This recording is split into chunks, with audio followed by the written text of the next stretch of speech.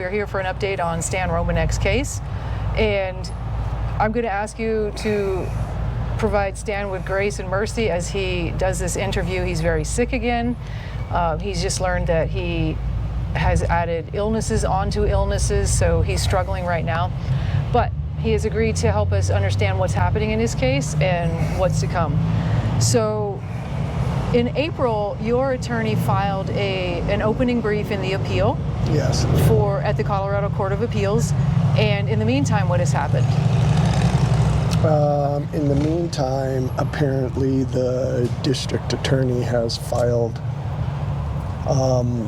something also to push out the date till October. So the district attorney, you're correct, has filed a motion for an extension of time for them to file. So the Court of Appeals gave them until October, which is a long time. Yes. But understandable, because what is the district attorney's goal at this point? To try to just try to get more time. They just want to kind of, I'm sorry, I just don't feel good. They want to delay as long as possible, I couldn't think of the word. They want, the district attorney just wants to delay as long as possible. And when you remember how well written your opening brief was, your attorney Tillman Clark did a superior job writing the facts into the opening brief. Yes. How do you think the district attorney is going to answer those facts? I have no idea. I don't know if he can. I mean, that's why they're trying to delay. I'm assuming that's what's going on. I mean, that's what they do. I mean, my case took years and years and years and years and years. And, maybe they're planning something else. I have no idea. But, it seems like a delay tactic to even my attorney. So when you say they may be planning something else, what do you mean? The district attorney may be planning something else. Yeah, the district attorney may be planning something else. I have no idea. I don't know. I don't, instead of these guys, setting me free and doing the right thing, they just try to find ways to protect themselves, I guess. So the special agent for the Department of Homeland Security, Darrell Franklin, testified under oath in your trial that his main purpose was to verify that you lived at the address. Yes, I remember that. And I remember thinking that was the most bizarre thing ever. Why? So he actually photographed you. He had one photograph of you. Do you remember what you were doing when he photographed you? I don't remember exactly, no, because that was so long ago. He said you were taking out the trash. Yeah, I thought I was going to say mowing the lawn or taking out the trash, but you're right, I think it was taking out the trash. So the district attorney had the special agent testify in front of the jury, even though all he did was photograph you taking out the trash. Do you know why he would have the jury, why the district attorney would want the jury to hear a special agent at the federal level testify in your trial? Because it makes it sound more like grandiose, because he's a special agent. And, they want to make it sound like, this was a real big deal because a special agent was there, even though all he did was take a picture of me taking out the trash. You're exactly right. So the district attorney uses tricks to convict, especially men and women who are innocent, who are not guilty. Yes. And this is one of the tricks that district attorneys use across the United States, and that is having so-called experts or federal agents testify at a trial. Because the jury is oftentimes enamored or infatuated with these agents at the federal level or so-called experts. So the jury doesn't actually listen to what they're saying. They just love the idea. The fact that there's a special agent involved, and they automatically assume things. They automatically assume that there must be something wrong with the defendant. Yep. So they don't listen to the actual facts. Yeah. So that's what Special Agent Darrell Franklin did in your case. He photographed you taking out the trash, and that's all he did. Which is bizarre. Because the district attorney spent a long time questioning Mr. Franklin about his experience and his expertise in cases, in charges that you were charged with. So the DA used a trick in your case. He used many tricks in your case, but this is one of them. Crazy. Yeah, that's just, That's just kind of underhanded. It is underhanded, but that's the only way that district attorneys' offices can win when they're prosecuting innocent people. Sure, yeah. Upsetting to me that even now, when we filed that restraining order against Koopman and the next door neighbors, they let the restraining order stand against next door neighbors, but not against Koopman. How could they take him out of it? That's just... That's another trick that the system uses, a corrupt system will use, where they will protect dirty cops. And then, so, you know, maybe your neighbors were innocent and Koopman was using them, or maybe your neighbors were in on it. But the fact that your neighbors happened to be right next door to you, they got the restraining order, and because Koopman didn't live there, it was an excuse for them to let Koopman get away with another improper action. Yeah, but we talked about, you know, him bothering my attorney and everything too, so. Yeah. In a corrupt system like Larimer County, where the corruption is system-wide, agency-wide, cities and towns-wide, the whole Larimer County is corrupt. And so in a system like that, it's very difficult to actually get justice. But justice is coming. We are close to that. The officials, the dirty officials, know that we're getting closer every day. So they are increasing their illegal actions. That's what we know for sure. Yeah. So your attorney, the McClintocks, Ted and Elizabeth McClintock, are why you're at the Court of Appeals right now, because they basically didn't represent you effectively. That's no mystery. We've talked about that before. Yes. But I'm going to have you review a particular testimony by Special Agent Darrell Franklin when Elizabeth McClintock was cross-examining him, and then I'll ask you a question about it. Okay. So just to lay the foundation, this is the trial transcript from Darrell Franklin's testimony when your trial attorney, Elizabeth McClintock, was cross-examining Special Agent Franklin. So you can start on line 9, and your attorney asks Franklin. What does your attorney ask Franklin? Did you do any research to see who all lived in the home? Other than identifying Stanley Romanek as living there, no. So what does Franklin say? He didn't do anything. He just tried to identify me. Just to see that you That's live fishy. there. I mean, that means they were gunning for me right away from the very beginning. Why would they not try to see who else lived there? That's not right, and that's... Let's go on. Let's see what your attorney says. And you knew he lived there because he was the one paying the bills, right? He also had a driver's license registered to an address there as well. Okay, did anyone else have a driver's license that had a registered address there? Not that I checked. All right, so let's answer that for him. Did anyone else at your address have a driver's license? Yes. How many people? My stepkids did. My stepson did. I think he did at the time. I don't remember how old he was at the time, but I think it's... my stepson, my 2 stepdaughters, my Lisa, my wife at the time, did, and I did. So there were, 4 other people besides me there. That had driver's licenses. That had driver's licenses. But the special agent says he didn't check on anybody else. That is really, I never thought of it, but yeah, that's crazy. What does your attorney say? Says, okay, so the Franklin, the special agent, says he didn't even check anybody else. yeah. Okay, go ahead. You didn't check for anyone else? No. Bugs. You didn't check for anyone else? No. Okay, and did you do any kind of other surveillance of the house other than the one time that you went by and observed? I guess Mr. Romanek taking out the trash. No. So Franklin went by your house one time, took a photo of you taking out the trash. That was the extent of his involvement. That's it. So your attorney continues to question Special Agent Franklin, and what does your attorney say here? Okay, so you indicated you have basically no idea who else lived in the home at that time. Is that right? That is correct. And you never did any searches of any computers in the home, did you? No. Okay, let's stop right there. So Franklin didn't even do any searches of the computer? No. He doesn't know who else lived in the home? No. He doesn't know who else had driver's licenses there? No. No. He just assumed because you were taking out the trash and you had a bill there and you had a driver's license at that address, that it must be you. Yeah. Yeah. Could have been my friend Mark. Kind of, at that time we kind of looked a lot alike, but. Taking out the trash, you mean? Your friend could have been taking out the trash. Could have been taking out the trash. That's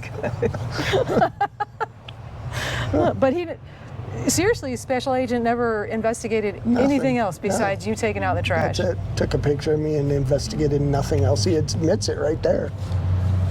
That's crazy. I never really thought about it. So much had happened. It's like, wow, that's just insane.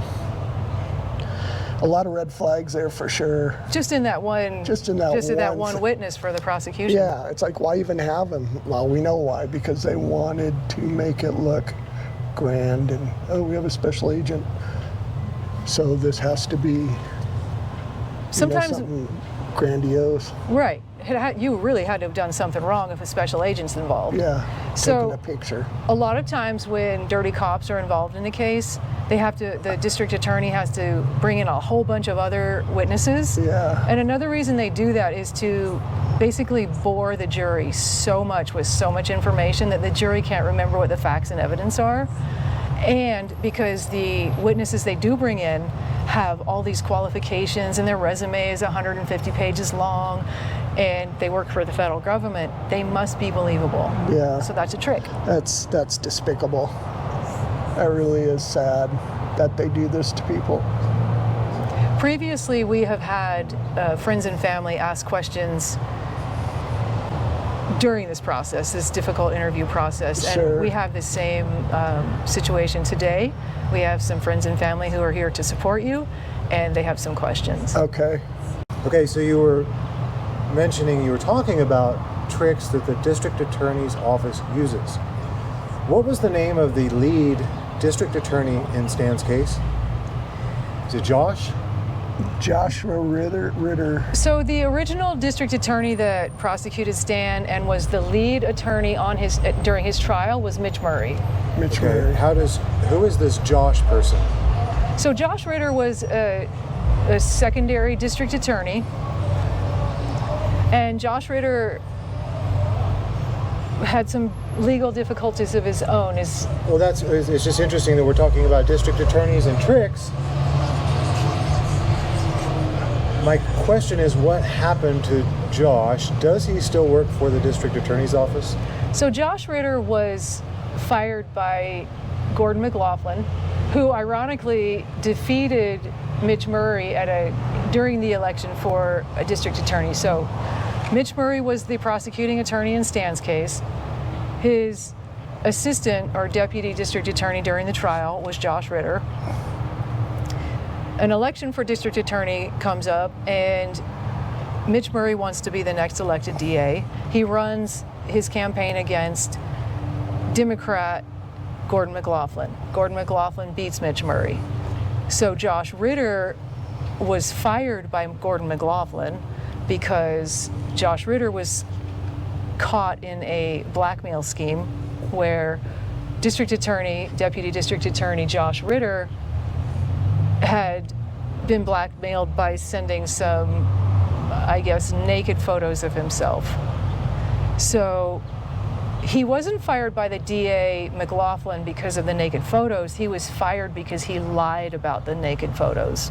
And that's an important distinction. So Josh Ritter got caught in a blackmail scheme with naked photos of himself, but he lied to his friends and to the district attorney's office about those. Who did he send naked photos to? Just to some scammers online. He thought it was a girl. He thought it was a meetup or a hookup, and so he was sending these photos of himself, but it turned out to be just people who blackmailed him, wanted money from him. And Stan, do you think that's a little ironic given this? That is a little ironic considering what they tried to charge me with. The fact that he lied about it is the key. Because if you have district attorneys who are comfortable lying to their own district attorney's office about what happened,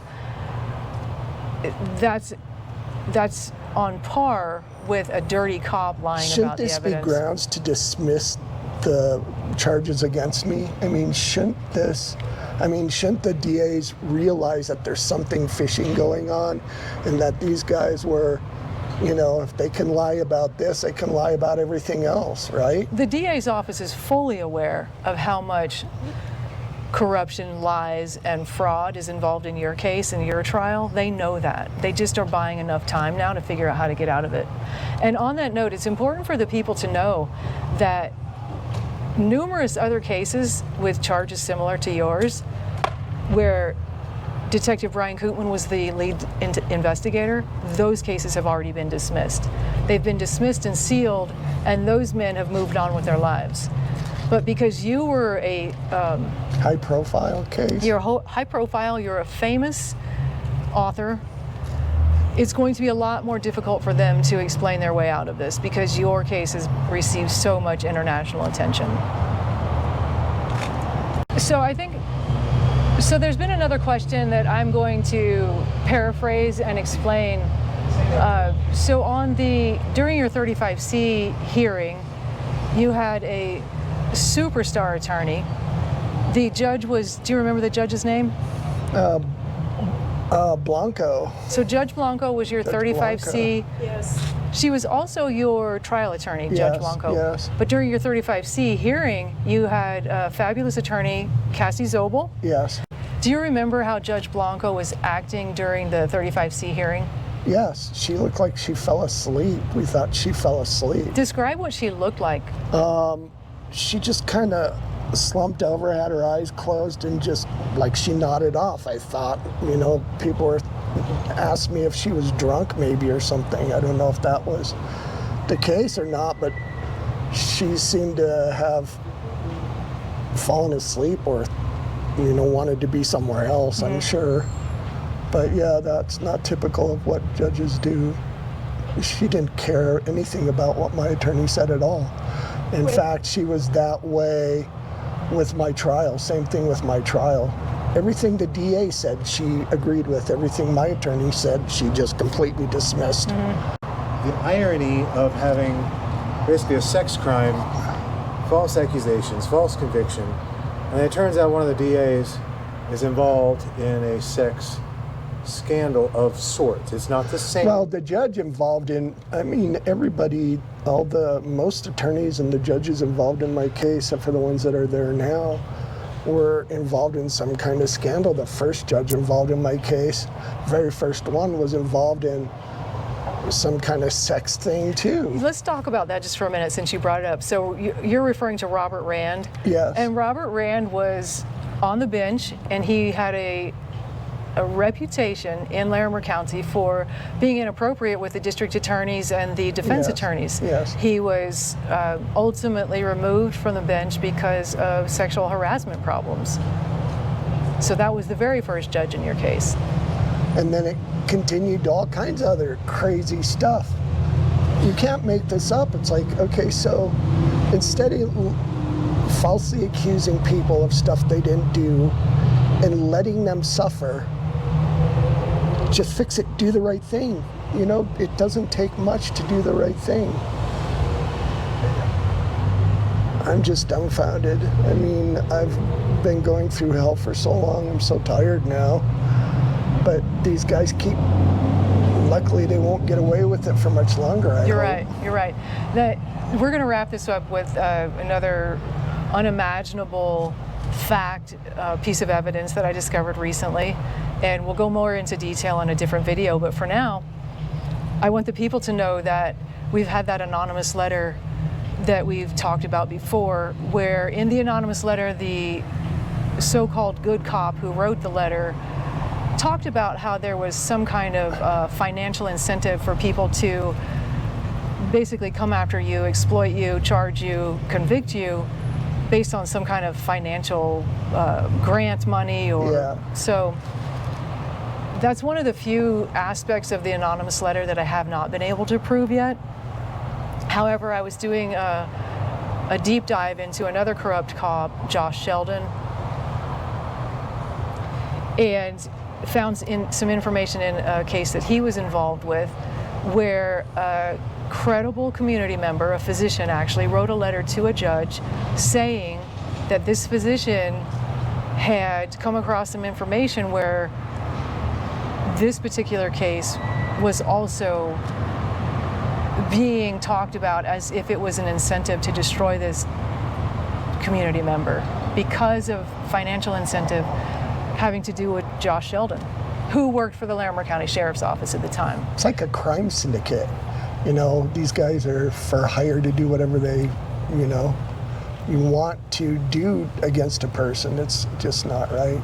I was shocked when I saw that. That Josh Sheldon also was involved in a case like Brian Koopman, where now we have two vastly different cases with the same information coming forward. I've just been reminded to let the community know, to let the public know, I'm not making money off of these videos. I'm not monetizing any of this. This information is to serve justice, to not only help Stan see justice, but all of the other people in Larimer County who have been destroyed by corruption. I am not motivated by making money off of the cases of injustice that I feature on my channels. My motivation is to see justice for all, and that means the dirty cops, the dirty district attorneys, the dirty judges, the dirty magistrates, for the ultimate goal of freeing innocent people like Stan Romanek.